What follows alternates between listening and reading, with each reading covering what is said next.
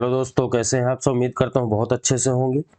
जैसा कि सभी को पता है कि टीजीटी हो या फिर पीजीटी 2021 का रिजल्ट आ चुका है। साथ ही साथ कॉलेज अलॉटमेंट का लेटर भी जारी कर दिए गए हैं, लेकिन उसके बावजूद भी अभी भी इन भर्तियों को लेकर के विवाद थमने का नाम नहीं ले रहा, क्योंकि बहुत से कम हजारों की संख्या में अभ्यर्थी जो है इस भर्ती प्रक्रिया से बाहर हो चुके हैं।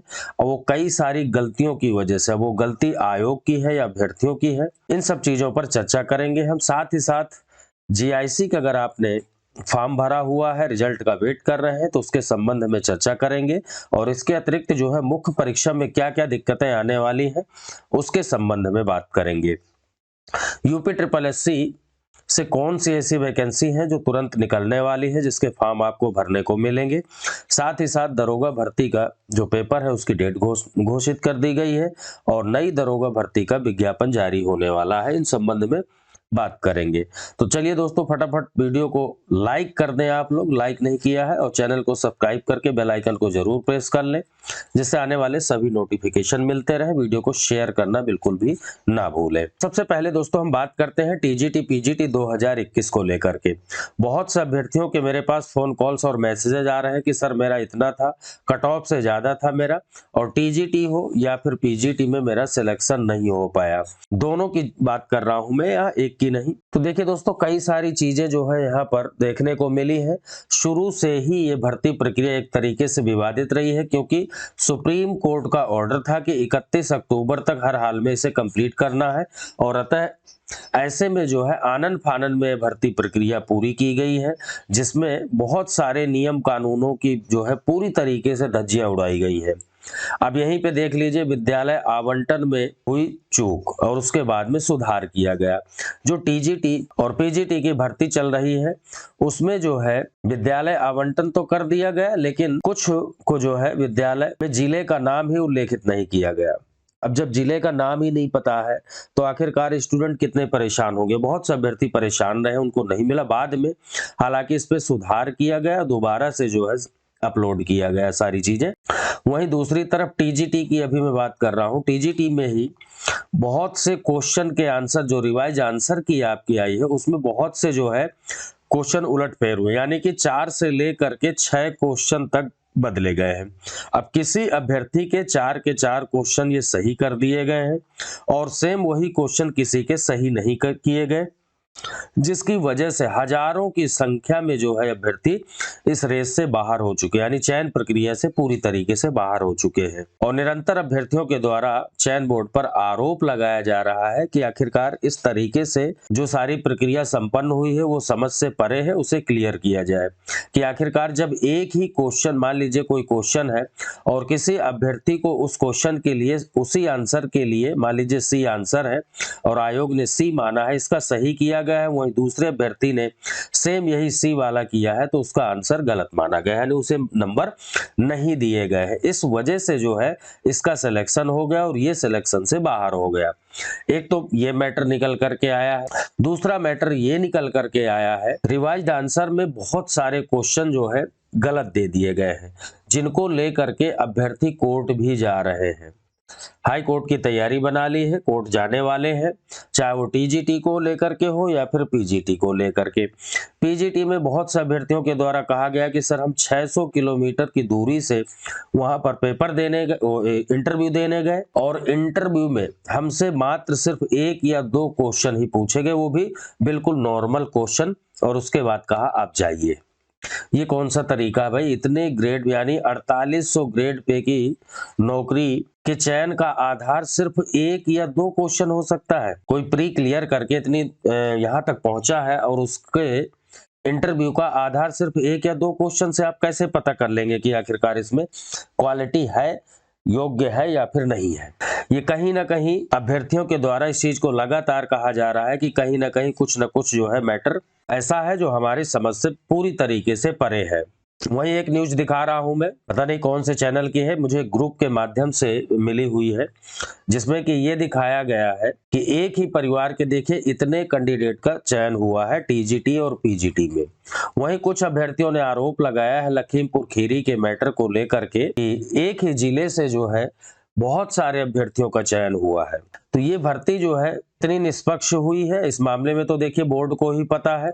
बाकी अभ्यर्थी कोर्ट जाने की तैयारी में है। कोर्ट जाने के बाद में पता चलेगा वहाँ कि आखिरकार माननीय न्यायालय के द्वारा क्या डिसीजन दिया जाता है, क्या इसमें जो है जांच इसकी कराई जाएगी या फिर कुछ अन्य मैटर निकल करके आएगा, देखने वाली बात होगी। कुल मिलाकर मेरा तो यही मानना है, यही कहना है कि जिन अभ्यर्थियों का सिलेक्शन नहीं हो पाया है, चयन से बाहर हो चुके हैं, उन्हें शांत नहीं बैठना चाहिए, पढ़ाई बंद नहीं करनी चाहिए। नेक्स्ट वैकेंसी जो 27,000 आने वाली है, उनके लिए पूरी तरीके से आपको पढ़ाई के प्रति समर्पित हो जाना है और अच्छी तरीके से मेहनत करनी होगी। और खुद को कट ऑफ से जो है, हमेशा कट ऑफ से ये मान के चलो कि कट ऑफ से कम 7 या 8 क्वेश्चन की बात कर रहा हूँ, नंबर नहीं, 7 या 8 क्वेश्चन की लीड लेनी होगी, तभी जाकर के काम बन पाएगा। चाहे वो टीजीटी की बात करें या फिर पीजीटी की बात करें, दोनों के लिए मैं बता रहा हूँ, इस तरीके से आप तैयारी करें और अभी से ही तैयारी में लग जाए। जो भी आपका सब्जेक्ट है आप कमेंट में जरूर बताएं। अगर आपको नोट्स की आवश्यकता है तो नोट्स आपको उपलब्ध करा दिए जाएंगे। आप अच्छे से तैयारी करें, समय बहुत कम है। जिस टाइम फॉर्म निकल जाएंगे और उसके बाद में जब पेपर होगा तो समय इतना कम मिलेगा कि आप खुद कहेंगे कि टाइम कम मिला है हमें। तो वो कंडीशन मत रखें। ये वैकेंसी बार बार नहीं आती और ना ही इतनी ज्यादा वैकेंसी आती, इसलिए जो मौका खो चुके हैं उनके लिए मैं बता रहा हूं कि भाई फिर से पूरी निष्ठा और लगन के साथ अपनी तैयारी करना प्रारंभ कर दें। दोस्तों अब बात करते हैं हम जीआईसी रिजल्ट को लेकर के, और मुख्य परीक्षा में कौन कौन सी प्रॉब्लम्स आने वाली है उसके संबंध में चर्चा करेंगे। रिजल्ट को लेकर के देखिए, जैसा कि सभी को पता है और मैंने खुद बताया था, और आयोग ने भी, लोक सेवा आयोग ने भी कहा था कि हम अक्टूबर लास्ट तक रिजल्ट जो है जारी कर देंगे, लेकिन अभी तक रिजल्ट का कुछ भी अता पता नहीं है। इसका मतलब ये हुआ कि भाई हो सकता है दिवाली बाद, क्योंकि अब छुट्टियां पड़ गई हैं, दिवाली बाद जो है आपका रिजल्ट आएगा। और मुख्य परीक्षा में क्या क्या दिक्कतें आने वाली हैं उसके संबंध में बताने वाला हूं कि देखिए, अभी बहुत से अभ्यर्थी सिर्फ ये परेशान है कट ऑफ को लेकर के कि आखिरकार हमारा सिलेक्शन होगा या नहीं होगा। कम से कम 20-20, 25-25 जगह वो जो है हर वीडियो देखते हैं जहां कहीं जीआईसी कट ऑफ लिखा होता है, और हर जगह सिर्फ वो अपना टाइम वेस्ट कर रहे हैं कि सर मेरे जो है 80 प्लस है, सिविक्स की मान लो बात करें हम, क्या मेरा सिलेक्शन हो पाएगा, इस तरीके। अरे भैया मैंने सारी चीजें बता दी हैं और ये भी कहा है कि अगर अभी तक आपको डाउट है तो कमेंट के माध्यम से आप पूछिए, मैं आंसर देता हूं और सभी स्टूडेंट के आंसर देता हूं। ऐसा नहीं है, हो सकता है थोड़ा लेट हो जाऊं, लेकिन जैसे ही फ्री होता हूं तो मैसेजेस के आंसर जरूर देता हूं मैं। तो ये सब प्रक्रिया बंद कर दें पूरी तरीके से अगर आपको लग रहा है। अब कल जो है मेरे से एक स्टूडेंट ने पूछा कि सर मेरा जो है 90 है सिविक्स में, क्या मुझे मेंस देने को मिलेगा? अब बताइए। मैंने कहा अभी तक तैयारी शुरू नहीं की आपने? बोले नहीं जी, अभी तो ये है कि रिजल्ट आ जाए पहले, रिजल्ट के बाद में फिर शुरू करेंगे। मैंने कहा बहुत बढ़िया। रिजल्ट मान लो कि अब 10 नवंबर तक आएगा, जैसे सपोज दैट 10 नवंबर तक मान लो रिजल्ट आता है, अभी तो आप दिवाली की छुट्टी में व्यस्त रहेंगे पूरी तरीके से, और उसके बाद में 10 नवंबर के बाद में जब रिजल्ट आएगा तो फिर तैयारी के लिए आप ये सोचेंगे कि आखिरकार हमें करना क्या है। ये टाइम आपका हो गया 15 नवंबर, ठीक है, सिर्फ सोचते सोचते। और उसके बाद में फिर आप क्या क्या पढ़ लेंगे ये बताइए मुझे। 19 दिसंबर को आपका मेंस का एग्जाम है, ठीक है, मेंस है, और 19 दिसंबर आपको जाते टाइम नहीं लगेगा। मात्र अब आज से ही मैं अगर कह दूं तो आपके पास सिर्फ 1 महीना बचा हुआ है। क्यों? 7-8 दिन ये आपके दिवाली में जाने वाले हैं, साफ सफाई से लेकर के और जो है त्योहार मनाने में। 1 महीने की तैयारी में पहाड़ जैसा सिलेबस, जैसा कि देखिए मैंने बताया था कि हिंदी का कितना बड़ा सिलेबस है। पूरी हिंदी जो जनरल कंपटीशन में आती है वो सारी की सारी हिंदी यहाँ पे दी हुई है, और वो भी बहुत से अभ्यर्थियों में एक जो है शंका बनी हुई है कि ये ऑब्जेक्टिव आएगा, इसे पढ़ने की जरूरत ही नहीं है, तो हो जाता है। भैया ऑब्जेक्टिव नहीं आएगा, पूरा का पूरा डिस्क्रिप्टिव आने वाला है। लिखित फॉर्मेट में, लिखित रूप में ही आपको आंसर देना है, चाहे हिंदी की बात करें या निबंध की बात करें या वैकल्पिक विषय की बात करें। ऑब्जेक्टिव का अब यहाँ कोई चक्कर नहीं होने वाला, टोटल जो है।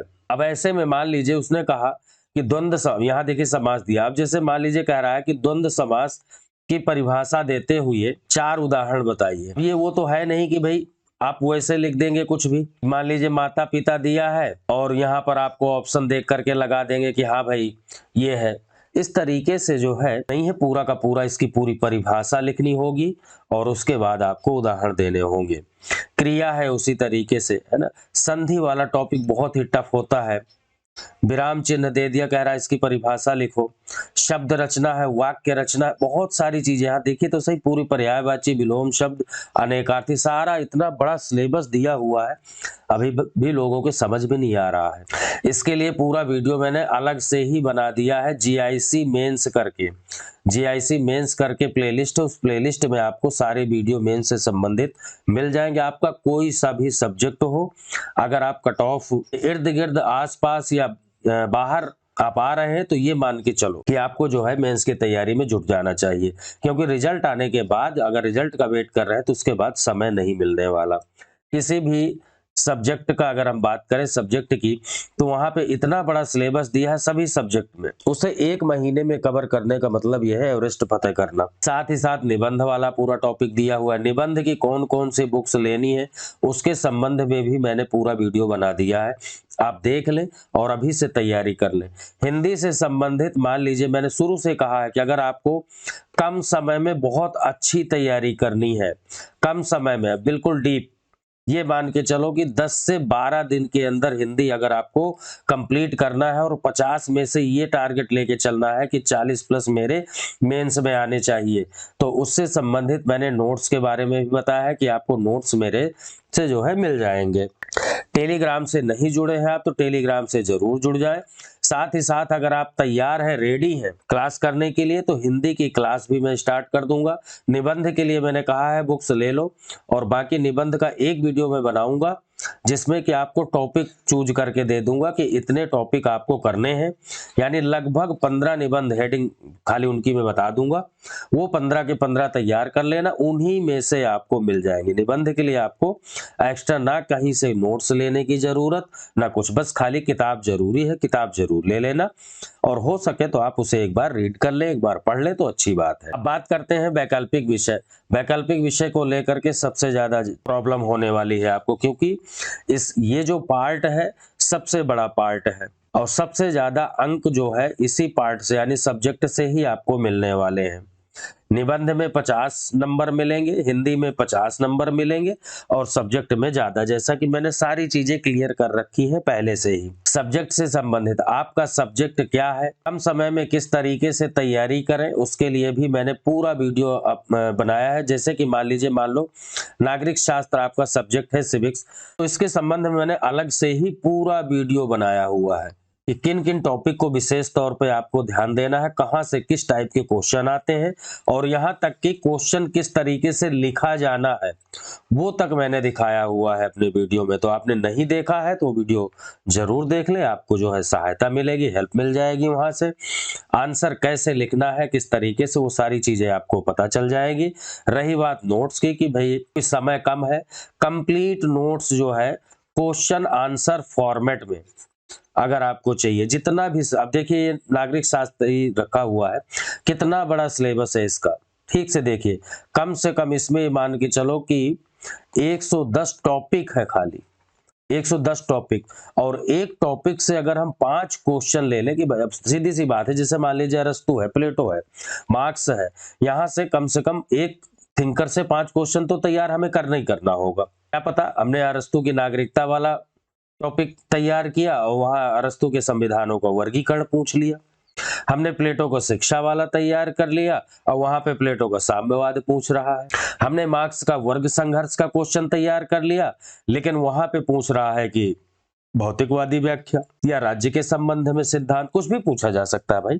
तो इतने तो बनते हैं, आप सोचो कितने क्वेश्चन हो गए, 110 गुणे 5 अगर हम करेंगे तो जोड़ो, आप खुद पता करो कि कितने क्वेश्चन बैठ रहे हैं, और हर क्वेश्चन को जो है कम से कम हमें 150 से लेकर के 200 शब्दों के बीच में तैयार करना होगा। शॉर्ट में आता है तो इससे, अगर हम लॉन्ग टाइम से तैयार किए हैं तो शॉर्ट तो अपने आप लिख देंगे, लेकिन अगर शुरू में ही शॉर्ट आपने तैयार किया हुआ है तो लॉन्ग लिखना जो है बड़ी दिक्कत हो जाएगी, यहाँ पे बड़ी दिक्कत होने वाली है आपको। तो हमेशा डीप पढ़ो, अभी समय है, और अच्छे से पूरे के पूरे तैयार कर लो। नोट्स की आवश्यकता हो तो बता देना। टेलीग्राम से जरूर जुड़ जाए आप लोग अगर अभी तक नहीं दिए हैं।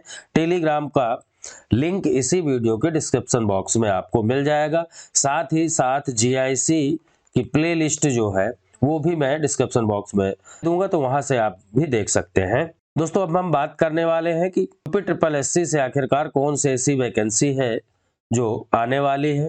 तो आपको बता दूं कि यूपी ट्रिपल एससी से संबंधित जो है सबसे पहली भर्ती अब जो आने वाली है वो है आपकी लेखपाल की।